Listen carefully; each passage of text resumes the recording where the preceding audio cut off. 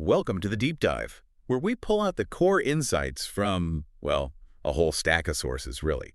We want to give you that shortcut to being genuinely well-informed. And today, we are diving deep into the incredible, ever-shifting career of David Bowie. David Robert Jones, originally. Exactly. A figure known less for staying the same and more for, I guess, this absolute dedication to constant reinvention.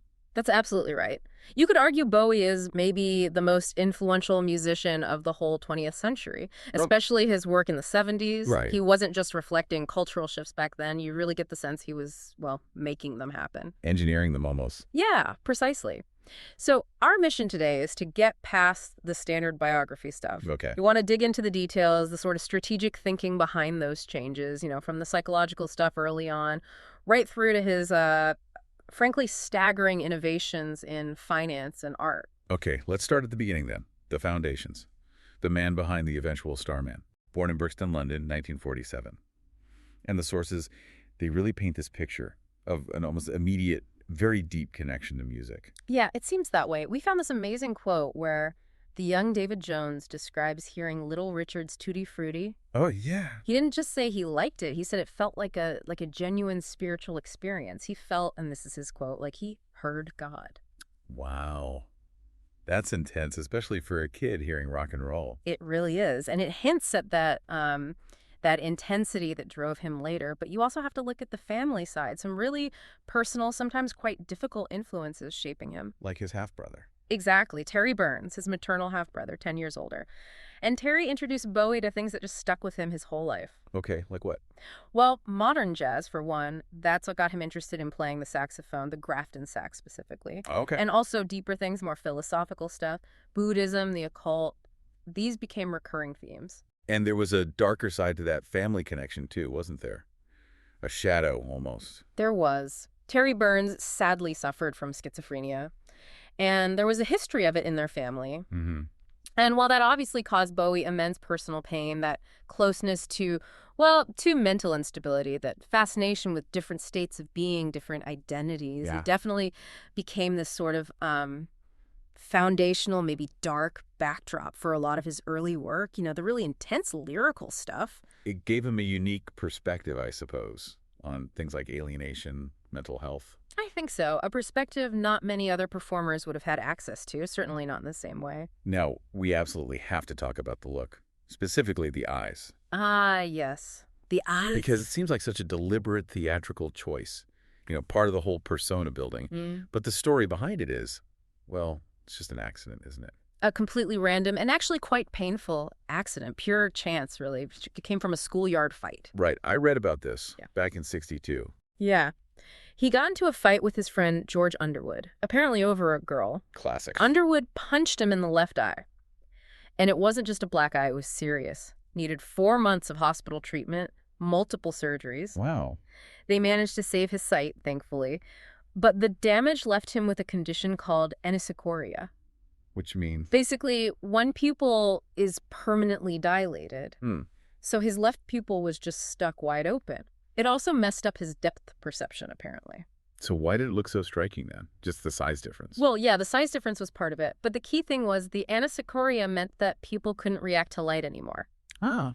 So the left eye always looked dark, almost black, while his right eye, which was naturally blue, would react normally, get smaller in bright light, bigger in dim light. So under stage lights, the contrast must have been incredible. Exactly. One fixed dark pupil, one responsive blue one. It often made it look like his eyes were two completely different colors. Such a defining visual feature, born out of a teenage punch-up. Incredible, isn't it? And the amazing part is, he and Underwood actually stayed lifelong friends. Underwood even did artwork for some of Bowie's early albums, like Hunky Dory and Ziggy Stardust. Turning an injury into part of the art. Amazing. Yeah. Okay, so before all the fame, the visuals, the personas, there was one really practical thing he had to do first. Which was? Change his name. Because he was still David Jones. Or Davy Jones. Yes. The name change. That was just pure practical necessity, really. Business sense. Right. Because by the mid-'60s, you had the Monkees hitting it big. Yeah. And their frontman was? Also Davy Jones. Also Davy Jones. So to avoid what would have been, career-killing confusion. Yeah, definitely. David Jones adopted Bowie. He apparently chose it after James Bowie, the American pioneer guy. It's a Bowie knife guy. That's the one. So, a simple change, really, but it cleared the decks, gave the complex character he was about to become space to, exist in the pop world. Okay, let's move into section 1 then. We're looking at the music, the eras, and this real mastery of persona. But it didn't start with a bang, did it? There was quite a bit of struggle first. Oh, absolutely. The sources show him going through a whole string of bands in the mid-60s. The Conrads, the King Bees, the Manish Boys. None of them really took off? Nope. And loads of singles that just didn't chart, didn't connect. He was trying everything pop, R&B, psychedelia. Even that novelty track, The Laughing Gnome. Yeah, 1967. That was definitely an odd one, with the sped-up, high-pitched gnome voice. Didn't chart at the time, right? No, it failed completely. And his first actual album, the self-titled one in 67, also kind of sank without a trace. He just wasn't finding his audience yet. But it seems like out of that frustration, he made a really key decision. He pivoted towards performance, not just music. This is absolutely crucial. This is where he starts consciously building the toolkit for reinvention. He started studying dramatic arts. With Lindsay Kemp. That's right, the dancer and choreographer. He studied mime, commedia dell'arte, avant-garde theater. So, learning how to perform the music. Exactly. Kemp taught him, as Bowie put it, how to express himself through his body, how to make every movement count. That sounds transformative. It absolutely was. It gave him the theatrical skills, the physical language he'd used to build basically every persona that came after.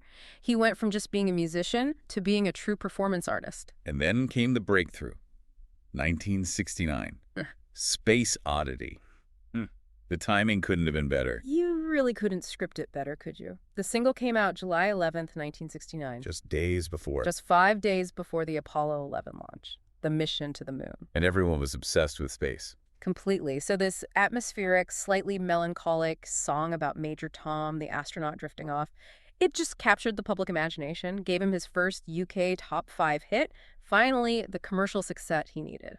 Okay, so from that breakthrough, we jump to the absolute peak of glam rock, the arrival of Ziggy Stardust. Legend begins. And the sources are clear. This wasn't some accidental character. This was designed, calculated even. Oh, totally calculated. It was like an artistic synthesis project. Bowie basically decided he wanted to create the ultimate pop idol. So how did he do it? What were the ingredients? He drew very consciously on 2 main figures. First, the sheer outrageousness and the gender-fluid performance style of Iggy Pop. Right. And second, the sort of stripped-back, street-level rock and roll sound of Lou Reed. And Ziggy was the result. Ziggy was the result, this messianic, androgynous rock star figure who, as Bowie said, looks like he's landed from Mars. He launched the whole thing in '72 with the album The Rise and Fall of Ziggy Stardust and the Spiders from Mars.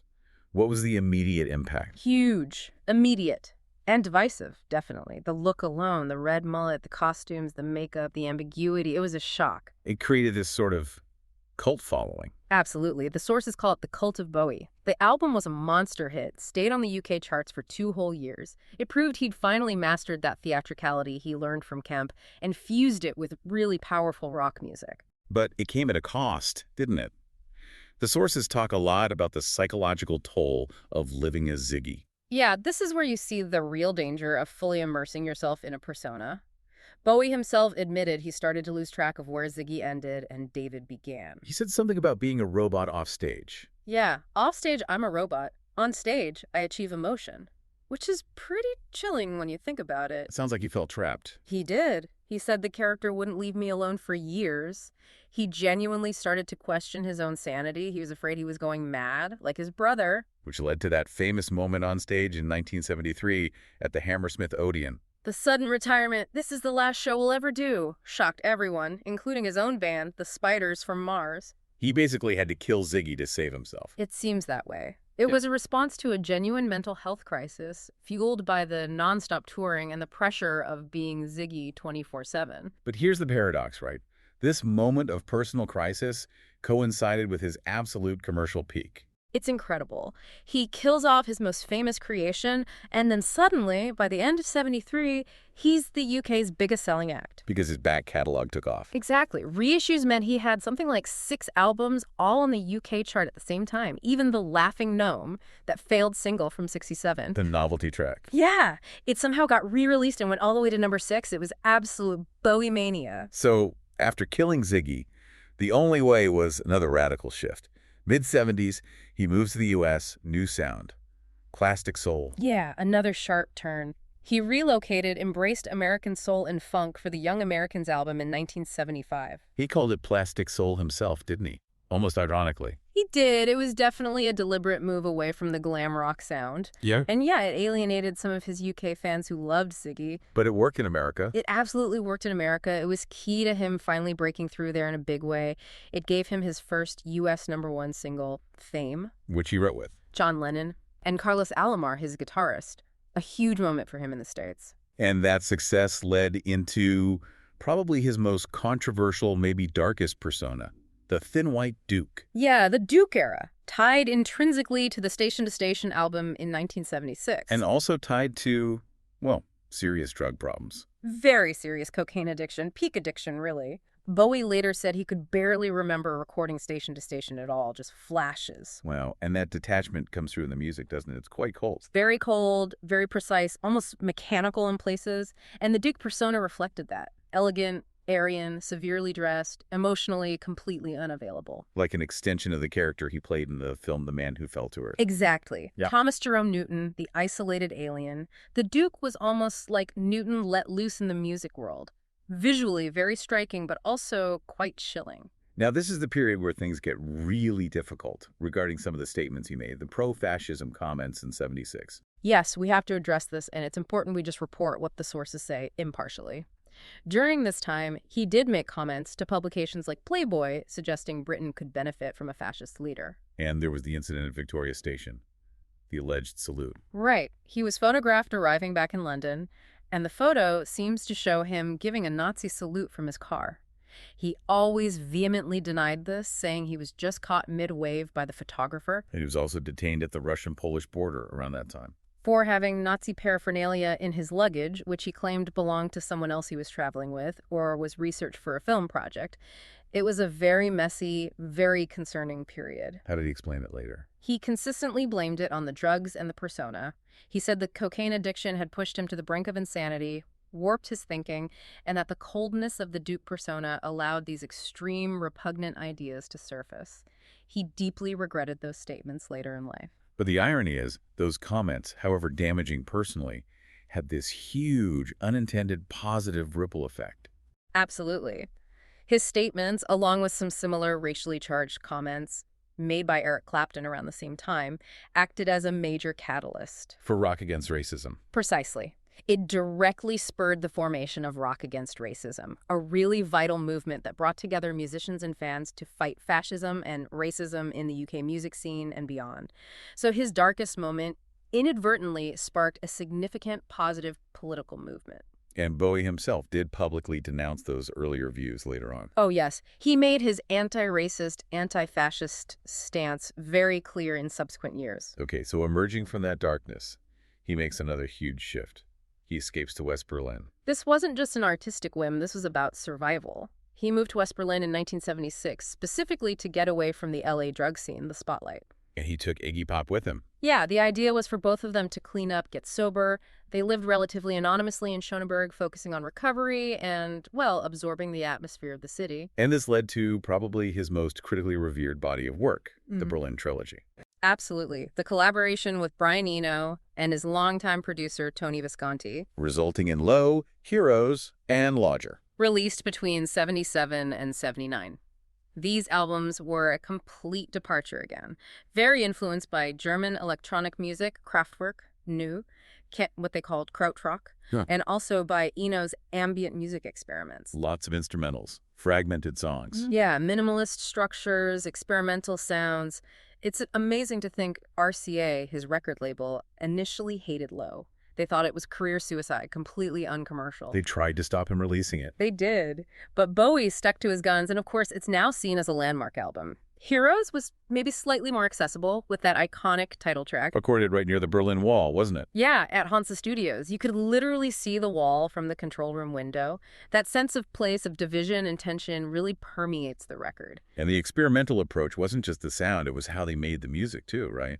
Especially on Lodger. Definitely. That's where Brian Eno brought in his famous oblique strategies cards. Okay, explain those. What are they?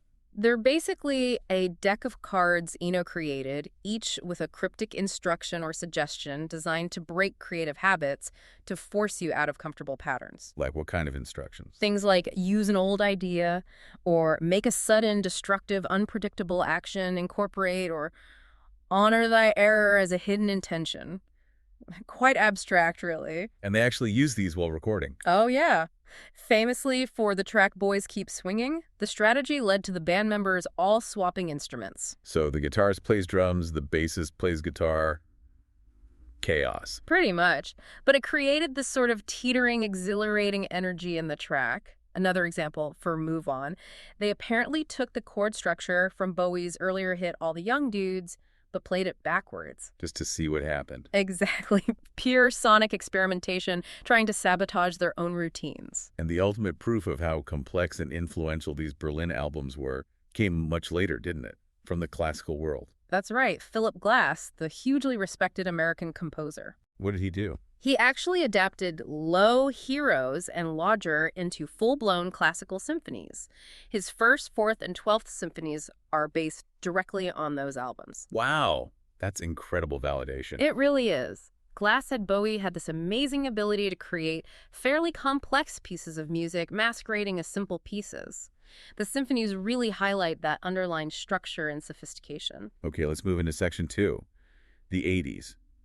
Bowie comes back from Berlin not as an experimental artist, but as, well, a global pop superstar. A definite shift back towards the mainstream, but still on his own terms initially. Scary Monsters and Supergroups in 1980 sort of bridged the gap. That's the one with Ashes to Ashes, right? Yeah. Where Tom returns. Yeah, Major Tom Revisited. The junkie, as the song says, coming back to Earth, reflecting perhaps Bowie's own journey through addiction and recovery. And the video for Ashes to Ashes was huge, wasn't it?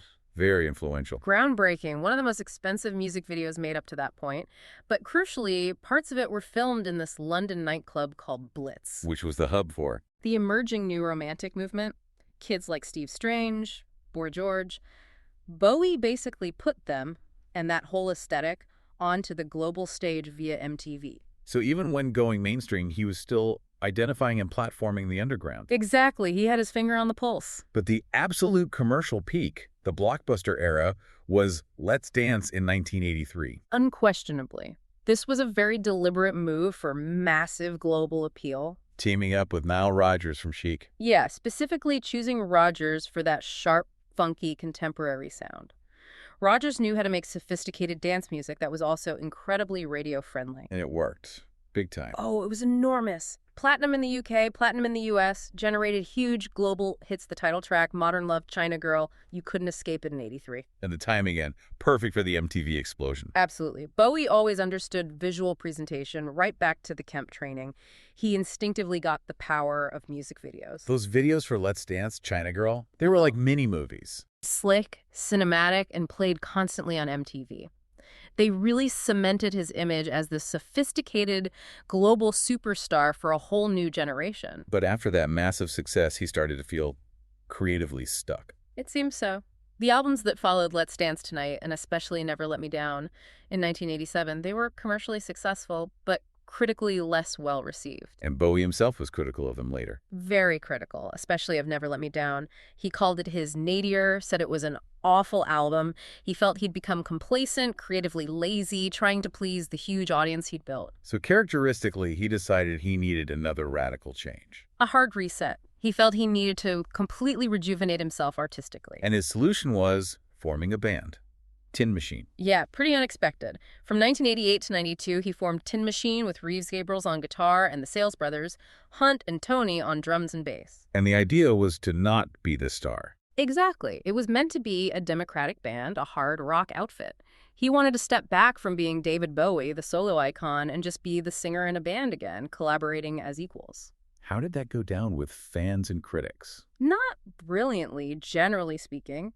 The first album did well commercially, hit #3 in the UK, but critics were often quite harsh. What were the complaints? Things like it being pompous, dogmatic, dull. Some found the lyrics preachy, the production too raw or minimalist after the gloss of the 80s. People wanted Bowie the star, and they got Bowie the, earnest band member. It didn't quite connect. Not in the way he maybe hoped. They made a couple of studio albums and a live album, but it eventually fizzled out. Though his collaboration with the guitarist Reeves Gabrels continued for years. So moving into the 90s and early 2000s, after Tin Machine, he seemed to embrace constant stylistic change again. Relentlessly experimental, yes. He just kept exploring. Black Tie, White Noise in '93 had soul, jazz, even hip-hop flavors. It felt like a conscious step away from Tin Machine's rock sound. Reuniting with Nile Rodgers on that one, partially. Yes, Rodgers produced some tracks. Then later in the 90s, he went into much heavier territory. Earthling in '97. That was quite different. Yeah, full-on industrial rock influences, mixed with jungle and drum and bass rhythms, which were very current in the UK underground scene then. And he also reunited with Brian Eno around this time. For the Outside album in 1995, that was a really ambitious, dark concept album, sort of neo-noir, dealing with art, murder, technology. It showed he wasn't afraid to be difficult even in the 90s. Never. He never settled, always pushing himself and his audience. But his innovation wasn't just musical in this period. He was way ahead of the curve on technology, too. BowieNet. This is amazing looking back. Launched in 1998, what exactly was it? It was his own internet service provider, an ISP. You could get internet access through David Bowie. Seriously? Yeah. And if you subscribed, you got exclusive content, unreleased tracks, photos, special chats, a BowieNet email address. So like a fan club combined with an AOL. Kind of, yeah. He totally grasped the potential of the internet for building community and direct fan connection years before most artists, and certainly before social media. Really visionary. And speaking of connections, his key partnership with Tony Visconti, the producer, got rekindled around this time too, didn't it? It did, but in a really low-key way initially. They got back together professionally in 1998 to record a song for, wait for it, the Rugrats movie. The cartoon. Seriously? Seriously. Apparently the track didn't even make the final film, but the process of working together again was positive. And that laid the groundwork for their full-scale reunion on the albums Heathen in 2002 and Reality in 2003, and then ultimately for his final works.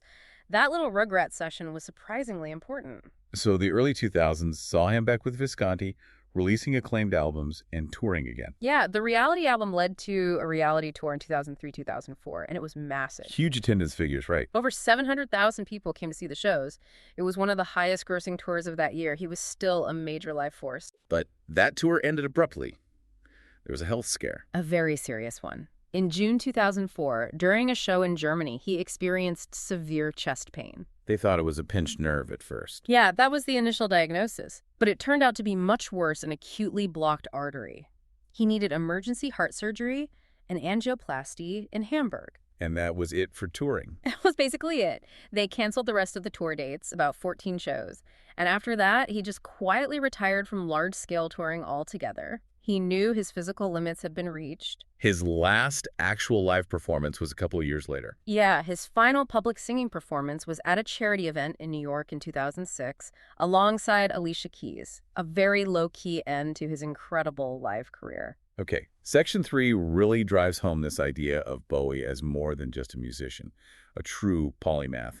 Let's start with his film career. Yeah, his acting. And the sources point out he was quite selective about the roles he took. Productively selective is the phrase used. Meaning he wasn't just chasing Hollywood blockbusters. Generally not. He seemed more drawn to interesting, often art house projects, working with distinctive directors, like Nicholas Ray for The Man Who Fell to Earth. His first major starring role, right? 1976. Yeah. And Martin Scorsese for The Last Temptation of Christ in 1988, where he played Pontius Pilate. A smaller role, but a thoughtful performance in a controversial film. What are the really iconic roles people remember? Well, The Man Who Fell to Earth is definitely number one, playing Thomas Jerome Newton, the alien. His performance was praised for its sense of genuine alienation, which Bowie later admitted was probably helped by the fact he was living on, quote, cocaine and milk at the time. Method acting via substance abuse. Wow. Wow. Yeah. Then there's his stage work, which was hugely acclaimed, playing Joseph Merrick, the Elephant Man, on Broadway in the early 80s. And he did that with no prosthetic makeup, right? None at all. Just used his physicality, his movement, drawing directly on that Lindsay kept training to portray Merrick's deformities. Critics raved about it. And then, the one everyone of a certain generation knows. Yeah. Jareth. The Goblin King, in Jim Henson's Labyrinth from 1986. That film wasn't a huge hit initially, was it? No, it sort of flopped at the box office, but it became this massive cult classic on video later. And Bowie's performance, charismatic, slightly sinister, with those amazing costumes and the songs he performed, is completely central to its appeal. He had such a unique screen presence. Directors still wanted him later on. Oh, absolutely.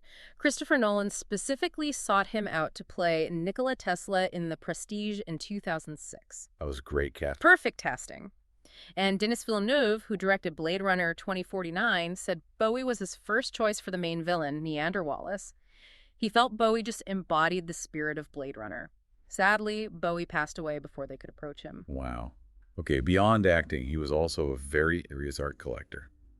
And a painter himself. Deeply passionate about art. He famously said, "The only thing I buy obsessively and addictively is art." What kind of art did he collect? A really impressive range of modern and contemporary British art, but also international figures. People like Damien Hirst, Frank Auerbach, Henry Moore, and notably, Jean-Michel Basquiat. They knew Basquiat, didn't they? Yeah, they were friends in the 80s. Bowie even played Andy Warhol in the film Basquiat in 1996, directed by Julian Schnabel. And he painted himself, too. He did. He was quite a prolific painter and sculptor, actually. The cover of his 1995 album Outside is a detail from one of his own self-portraits. And after he died, the scale of his collection became public knowledge when it was auctioned. That's right. His family decided to sell the collection, saying quite pragmatically that they just didn't have the space for it all. And it fetched a huge amount. An enormous amount. The auctions at Sotheby's in London brought in $32.9 million, which is over $41 million US. Wow. Any particular highlights? The top lot was a Basquiat painting called Air Power, which sold for over £7 million alone. It really showed the quality and depth of his collecting eye. Okay, now for maybe the most unique part of his non-musical career. The financial innovation. The Bowie bonds. Ah, yes, the Bowie bonds. This is genuinely groundbreaking stuff for a musician in the late 90s. Explain them simply. What were they? Okay, so basically in 1997, Bowie issued these things called Bowie bonds. They were the first example of what are called celebrity bonds. He took the future royalties, the money he expected to earn over the next 10 years, from 25 of his older albums, everything recorded before 1990. Right. And he used that potential future income stream as collateral to raise money now. It's a type of asset-backed security. So he was essentially selling off the rights to his future earnings for a lump sum up front. Exactly. Prudential Insurance bought the bonds for US $55 million. They paid him that money, and in return, they got the royalty income from those albums for the next decade. That sounds risky. Why did he do it? Why did he need $55 million right then? Ah, this is the genius part. It wasn't just about getting cash. He needed that money for a very specific reason, to buy back the rights to those same albums from his former manager, Tony DeFries. Ah, so it was about regaining control of his own work. Precisely. He'd been in disputes with DeFries over percentages and ownership for years. This was his way to finally get full control over his most important recordings. He used the bond money to buy DeFries out completely. So he sacrificed 10 years of income. To gain permanent ownership. It was an incredibly smart, long-term strategic move. When the bonds matured 10 years later, in 2007, the rights to all that music reverted back to Bowie. Leaving him in complete control of his legacy. And financially secure, it was a masterstroke. Nobody in music had really done anything quite like it before. True financial innovation from a rock star. Incredible. Okay, let's move to the final section, section 4. His final act, which seems as carefully constructed as anything he did earlier in his career. Absolutely. Starting with the surprise return. After that heart attack in 2004, he basically vanished from the public eye for nearly a decade. No new music, very few appearances. Until the next day in 2013, which came out of nowhere, right? Completely out of the blue.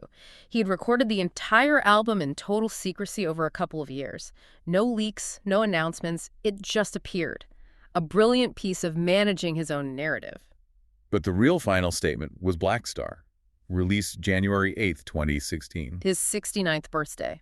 Then, just 2 days later, He passed away. We then learned he'd been diagnosed with liver cancer about 18 months earlier. And he'd kept that completely private. Completely private, known only to his family and closest collaborators. He spent that time working intensely on Blackstar. And his producer, Tony Visconti, confirmed it was intended as a final statement. Yes, Visconti said Blackstar was deliberately conceived and created as Bowie's parting gift, his swan song.